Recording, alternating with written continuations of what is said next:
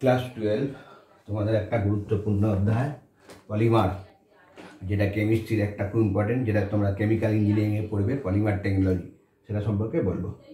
Polymer মানে কি?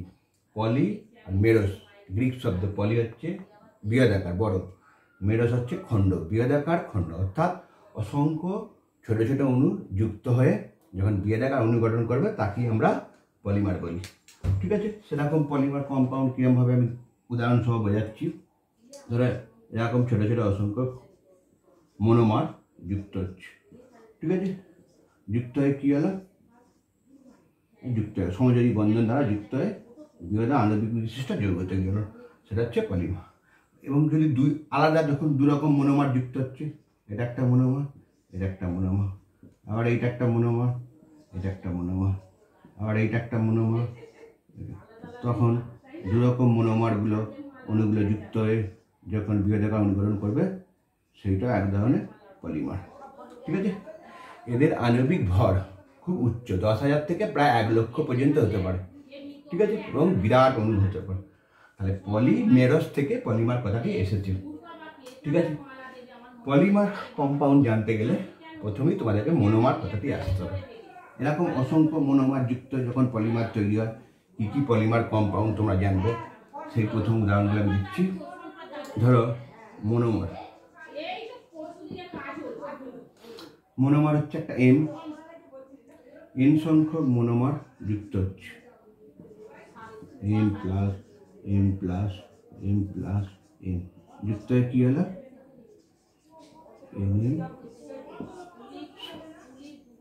এটাই হচ্ছে পলিমার কম্পাউন্ড, অর্থাৎ এম সংখ্যক মনোমার যুক্ত হয়ে বৃহদাকার অনুগঠন করছে। যেমন পলিথিন, পিই, পলিথিন কম্পাউন্ড, এর মনোমার কি? Ethylene, CH2 দ্বিবন্ধন CH। ঠিক আছে, তাহলে এন সংখ্যক CH2 দ্বিবন্ধন CH2 বিক্রিয়া করলো, বিক্রিয়া করে কি হলো? CH2 ড্যাশ CH2 ড্যাশ, এটার নাম হচ্ছে পলিইথিলিন। ঠিক আছে, পিই। তাহলে এরকম অসংখ্য পলিমার জানবো। পিই, তারপরে আসছি পিভিসি, পিপি, পিএস, বিভিন্ন রকম পলিমার। তাহলে প্রত্যেকটা অসংখ্য পলিমার কম্পাউন্ড উদাহরণ দিচ্ছি আমি।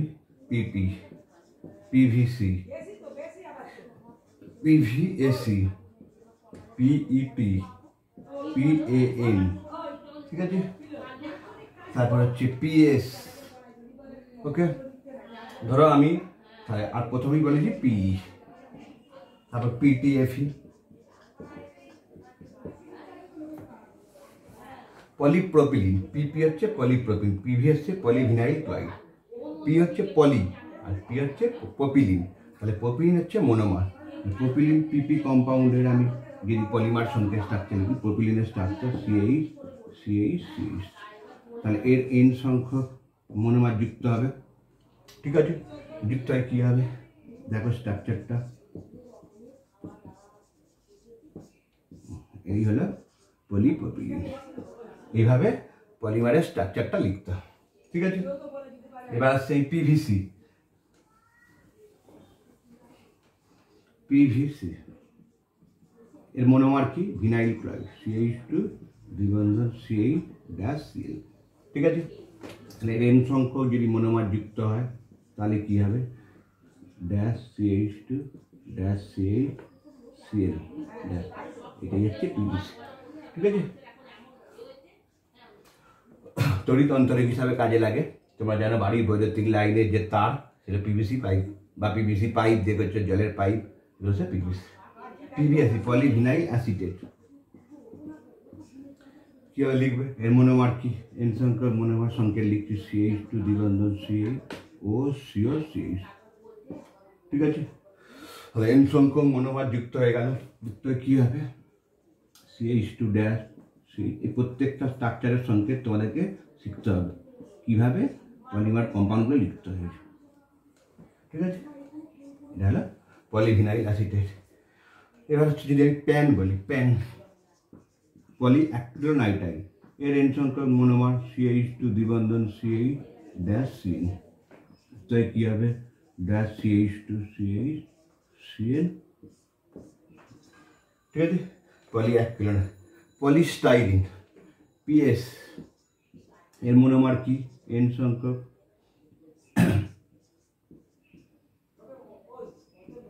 CH দ্বিবন্ধন CH, এটা স্টাইরিন। এখান থেকে কি হবে? Dash CH two dash CH,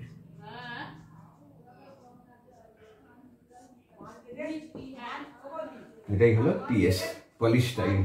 ঠিক আছে, এরকম পেট PTFE, পেট হচ্ছে পলি ইথিলিন টেরিথালেট। এটা খুব একটা সুন্দর পলিমার কম্পাউন্ড, জানবো আমরা। তাহলে প্রত্যেকটা পলিমারের স্ট্রাকচার তোমাদেরকে খুব ভালো করে জানতে হবে, ঠিক আছে, পরীক্ষা করে। পেট পলি ইথিলিন টেরিথালেট, এদের দুই প্রকার মনোমার আছে, একটা হচ্ছে ইথিলিন গ্লাইকল, একটা টেরিথালিক অ্যাসিড। টেরিথালিক অ্যাসিডের সংকেত কি? CHH dash COOH, ethylene glycol OH, CH2OH। ঠিক আছে, দুটো যুক্ত হবে, দুটো মনোমার। তাহলে এখান থেকে OH আর Hটা বেরিয়ে যাবে, জলে বেরিয়ে যাবে। তাহলে কি হলো?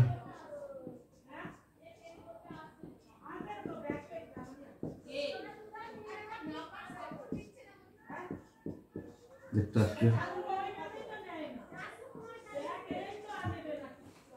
তাহলে এখানটা COOH থেকে এখানে এই নিয়ে CH2, এখানে আরেকটা CH2 আছে, এই OH থেকে আবার অন্য একটা টেরিথালিক অ্যাসিড যুক্ত হবে। এটাই হলো পেট, পলি ইথিলিন টেরিথালেট।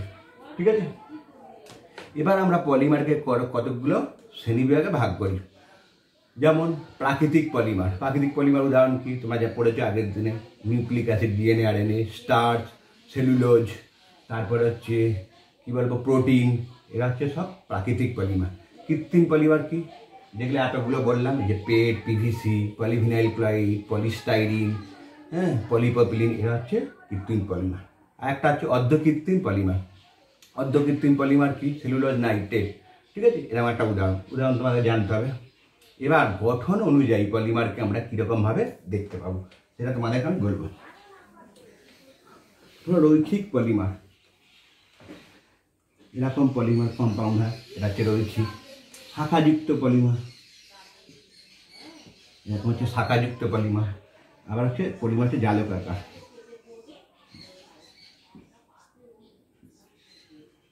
ঠিক আছে, এটা হচ্ছে জালকাকার। তাহলে এটা হচ্ছে রৈখিক পলিমার 1 নম্বর। 2 হচ্ছে শাখাযুক্ত পলিমার। 3 নম্বর হচ্ছে জালকাকার পলিমার। এই জালকাকার পলিমার উদাহরণ কি? ফেনল ফর্মালডিহাইড রেজিন, যেটাকে আমরা ব্যাকেলাইট বলি। ঠিক আছে, রৈখিক পলিমার তোমরা জানবে, যেগুলো হচ্ছে প্রাকৃতিক ব্যবহার বা কাটা পাচ্চা। শাখাযুক্ত পলিমার, যেটাকে ভ্যালকানাইজেশন পদ্ধতি তৈরি করা হয়, সেটা তোমরা জানবে। ঠিক আছে, এবার আসছি পলিমারকে আমরা দুভাগে ভাগ করি। Thermoplastic polymer, thermosetting polymer. Thermoplastic polymer, যে পলিমারকে তাপ দিলে নমনীয় করা যায় এবং তাপ অপসারণ করলে পুনরায় সে শক্ত হয়ে যায়। ঠিক আছে, সেটা হচ্ছে থার্মোপ্লাস্টিক পলিমার। এরকম থার্মোসেটিং পলিমার কি? যে পলিমারকে তাপ দিয়ে পুনরায় আগের অবস্থা, শক্ত অবস্থায় ফিরে পাওয়া যায়, কিন্তু পুনরায় তাপ দিলে সে আর নমনীয় হয় না, সেটা হচ্ছে থার্মোসেটিং পলিমার। ঠিক আছে, তাহলে তোমরা থার্মোপ্লাস্টিক পলিমার আর থার্মোসেটিং পলিমার খেয়ে বেশি টেকসই থার্মোসেটিং পলিমার তোমরা জানলে। ঠিক আছে, এবার হচ্ছে আমরা পলিমার কম্পাউন্ডটি কীভাবে তৈরি করব। 3টে পদ্ধতি তৈরি করা যায় পলিমারাইজেশন। Polymerisation reaction. 1 নম্বর হচ্ছে মুক্তমূলক, 2 নম্বর হচ্ছে ক্যাটায়নিক, পলিমারেজ হচ্ছে অ্যানায়নিক। ঠিক আছে, প্রথমে আসবে মুক্তমূলক পলিমারেশন কীভাবে তৈরি করা। ঠিক আছে, তোমাদের BPO, বেনজোইল পারক্সাইড, কীরকম কম্পাউন্ডের structure?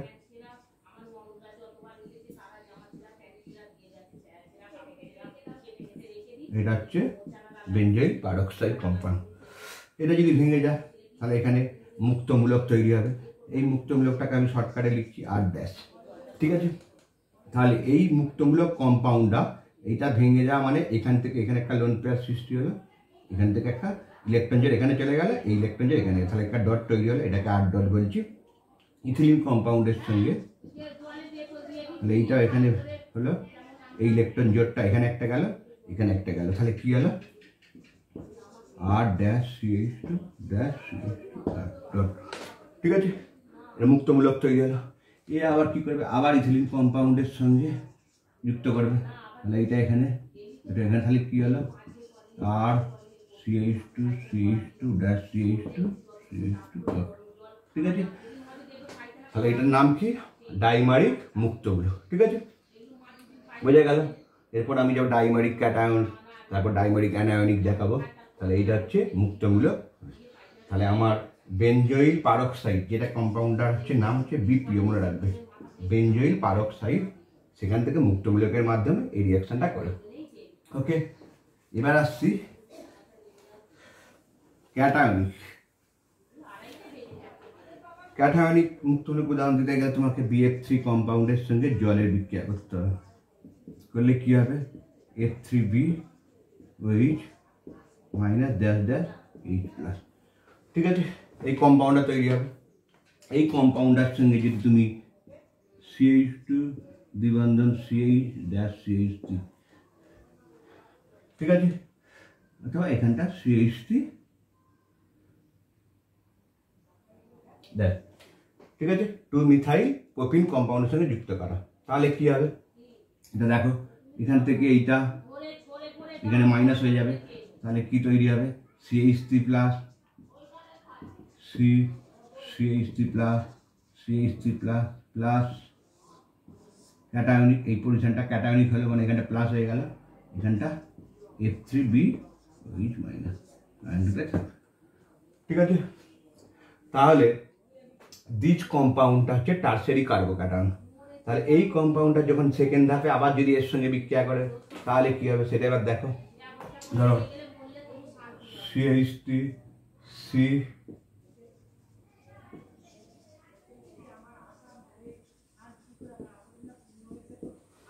Plus CH2 দ্বিবন্ধন C CH3 CH। ঠিক আছে, তাহলে কি হবে তোমার নিজেরাই বোঝার চেষ্টা করো।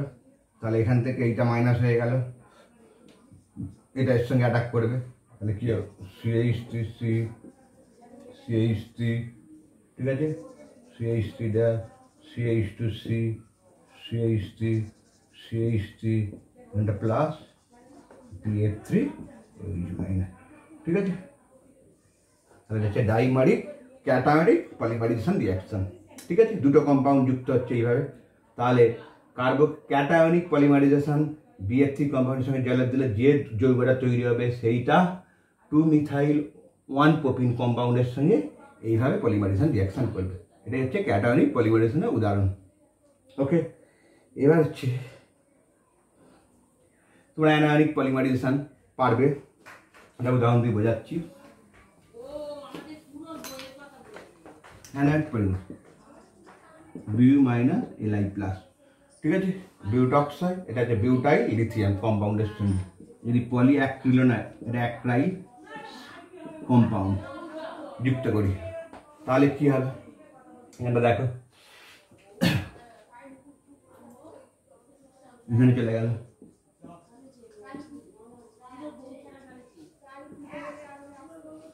ঠিক আছে, মাইনাস Li প্লাস। বুঝতে পারছো,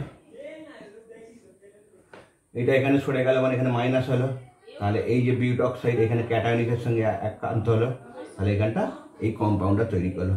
এটা অ্যানায়নিক দেখাচ্ছে, অ্যানায়নিক পজিশনে আছে।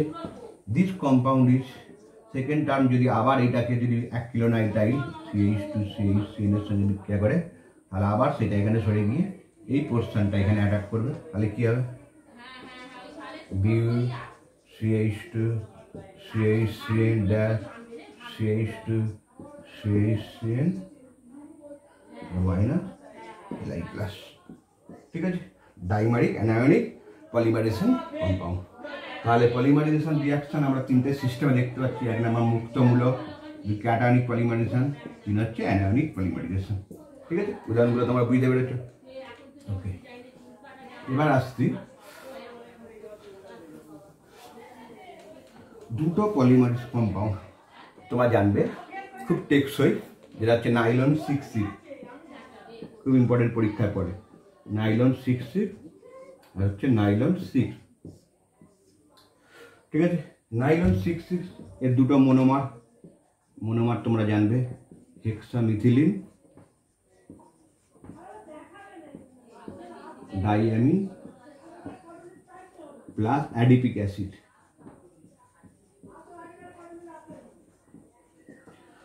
নাইলন 6 মনোমার হচ্ছে ক্যাপ্রোল্যাক্টাম। ক্যাপ্রোল্যাক্টামের সংকেত কি?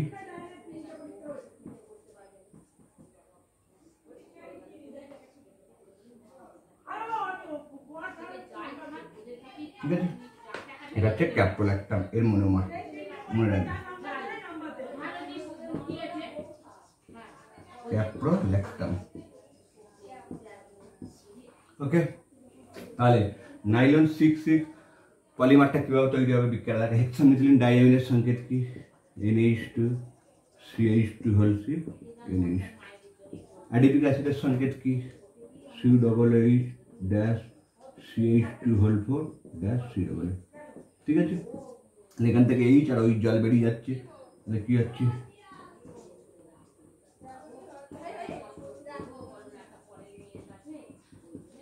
গ্যাস CH2 হোল 4 ড্যাশ, এটা হচ্ছে নাইলন 6C। এই যে 6C এই নামকরণের কারণটা কি? খুব ইম্পর্টেন্ট, তোমাকে জানতে হবে। দেখতে পাচ্ছি এখানে 6টা কার্বন, CH2C 6টা কার্বন, এখানে দেখো 4, 1 5 1 6, সেই জন্য 6 6। অর্থাৎ হেক্সামিথিলিন ডাইঅ্যামিনে 6টা কার্বন আছে, অ্যাডিপিক অ্যাসিডে দেখো 4, 1 5 6, 6টা কার্বন, এই জন্য নাম হচ্ছে নাইলন 6C। এটা খুব কি বলবো, থার্মোসেটিং পলিমার। ওকে, খুব টেকসই, এই মজবুত মশারি, জাল, ছিপের দড়ি এইসব তৈরিতে ব্যবহার করা। নাইলন 6 এখানেও 6টা কার্বন, শুধু 6টা কার্বন, ক্যাপ্রোল্যাক্টাম। যদি এই পোর্শনটা ভেঙে দেওয়া হয় তাহলে কি হবে দেখো,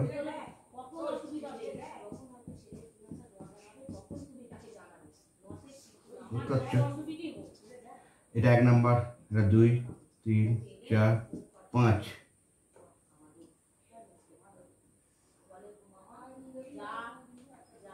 1 2 3 4 5 6। তাহলে এখানে CH2 5, এটা CH2 CH2 CH2 CH2 CH2 5। ঠিক আছে, C দ্বিবন্ধন, তাহলে এখানে 5টা, একে 6টা, সেই জন্য এই নাম হচ্ছে 6, নাইলন 6। তাহলে নাইলন 6 পলিমারের স্ট্রাকচারটা এইভাবে লিখতে হবে। ওকে, বোঝা গেল? এবার আসছি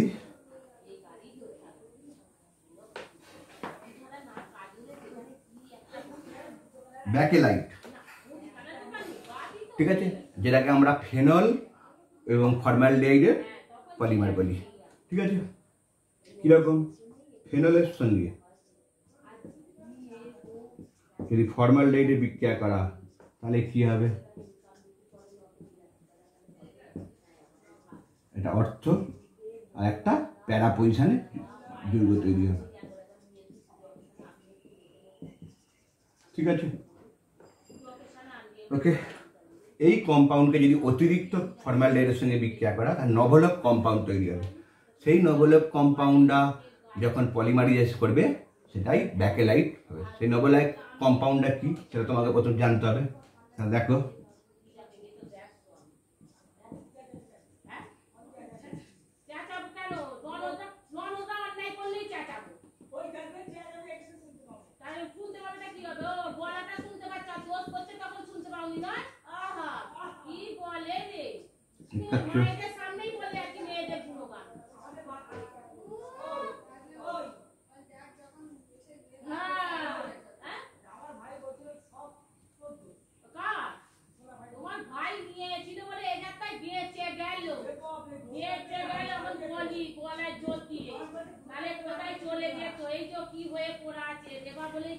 ঠিক আছে, এখানে OH চলে গেল, এরকম CH2 বন্ধন করলো, আবার এখানে CH2 এর সঙ্গে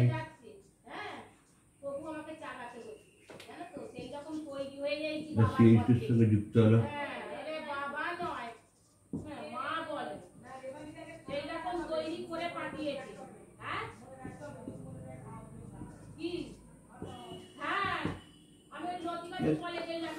This compound is bakelite. Bakelite কি ব্যবহৃত করা হয়? তাপের অতি উত্তম অন্তরক পদার্থ। ঠিক আছে, এটা অতি উত্তম অন্তরক পদার্থ হিসাবে তোমরা ব্যাকেলাইটকে যে কোনো জায়গায় যেখানে তাপ সহনশীল, যেখানে তাপ সহ্য করতে পারবে সেই সব জিনিসের ক্ষেত্রে ব্যবহার করতে পারবে। আর তার দড়ি বিভিন্ন জিনিসের ক্ষেত্রে ব্যবহার করবে।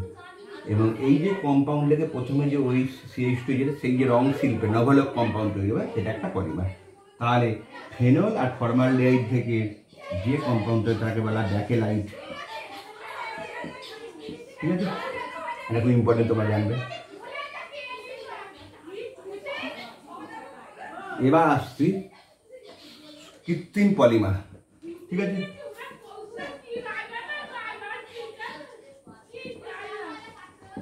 দুটো তোমরা কৃত্রিম পলিমার জানবে, গুণা N হচ্ছে গুণা S। ঠিক আছে, গুণা N কি বিউটাডাইন আর অ্যাক্রিলোনাইট্রাইল, এই দুটো মনোমার। গুণা S কি বিউটাডাইন আর হচ্ছে স্টাইরিন মনোমার। ঠিক আছে, এবার গুণা Nটা দেখো পড়বে পরীক্ষার পরে।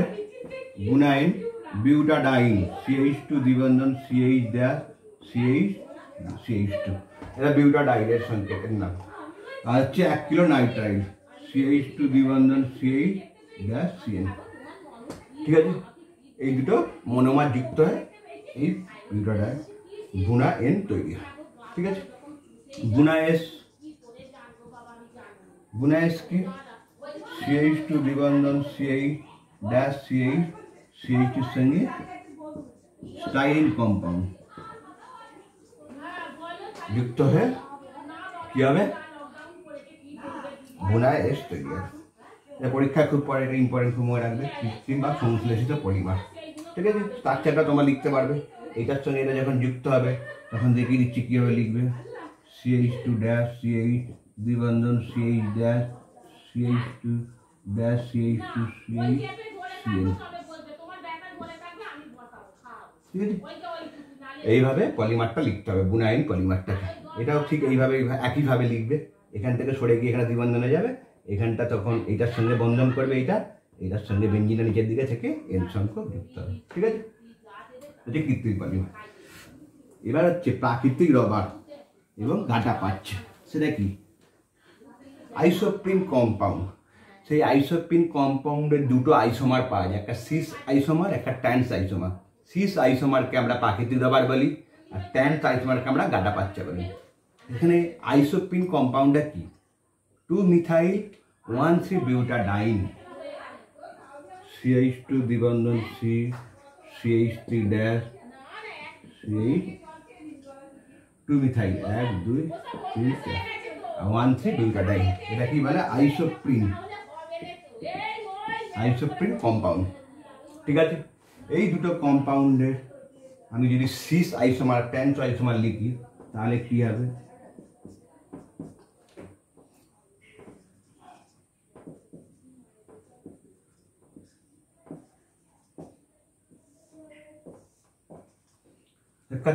CH3H একই দিকে এবং CH2 একই দিকে আছে। এটা হচ্ছে সিস আইসোমার। এটা কি আমরা বলি প্রাকৃতিক রাবার, যা ল্যাটিক্সে থাকে, প্রাকৃতিক রাবার। ঠিক আছে, এটা যে ট্যান্স আইসোমার কি,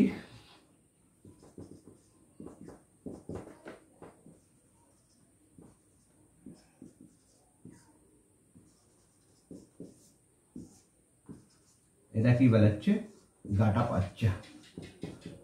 বাস্কেট বল, রাবার বল, বিভিন্ন প্রকার ভলিবল তৈরি করতে গাঁটা বাচ্চা ব্যবহার করা। তাহলে আইসোপ্রিন কম্পাউন্ডের পুরো নাম কি, 2-মিথাইল-1,3-বিউটাডাইন। ঠিক আছে, দিস কম্পাউন্ড ইজ আইসোপ্রিন। এই আইসোপ্রিন কম্পাউন্ড দুটো আইসোমার, সিস আইসোমারকে আমরা প্রাকৃতিক রাবার বলি, ট্যান্স আইসোমারকে আমরা গাঁটা বাচ্চা বলি। খুব ইম্পর্টেন্ট প্রশ্ন। ঠিক আছে, এবার আসছি ভ্যালকানাইজেশন।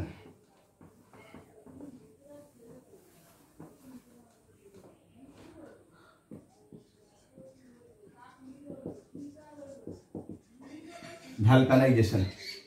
ভ্যালকানাইজেশন কি? যে পদ্ধতিতে কোনো থার্মোপ্লাস্টিক পলিমারকে কম নমনীয় এবং উচ্চ প্রসারণশীল থার্মোসেটিং পলিমারে রূপান্তরিত করা হয়, সেটা হচ্ছে ভ্যালকানাইজেশন। মনে করো এইটা একটা রৈখিক পলিমার, ঠিক আছে? এটা কিন্তু টেকসই নমনীয় নয়, এটা নমনীয় করতে হবে এবং এই থার্মোপ্লাস্টিক পলিমারকে থার্মোসেটিক পলিমার করতে হবে। তাহলে এর সঙ্গে যদি H2Cl2 বিক্রিয়া করে বিভিন্ন শর্ত প্রয়োগ করা হয়, তাহলে কী হবে? সালফারের সঙ্গে এইভাবে ভ্যালকানাইজ করবে, ঠিক আছে?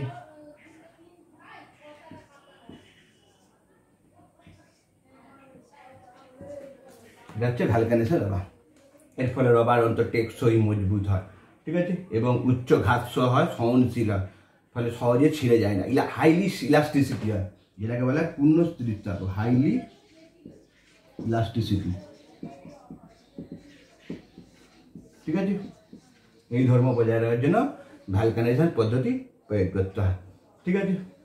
তাহলে তোমরা পলিমারের সমস্ত কম্পাউন্ডগুলো জানলে, পলিমারের শ্রেণীবিভাগ জানলে, পলিমার সম্পর্কে কীভাবে পলিমার কম্পাউন্ড তৈরি হচ্ছে, নামকরণটার অর্থ কী, পলি অর্থাৎ বড়, মার্স মেরস খণ্ড, বহুখণ্ডের কম্পাউন্ড।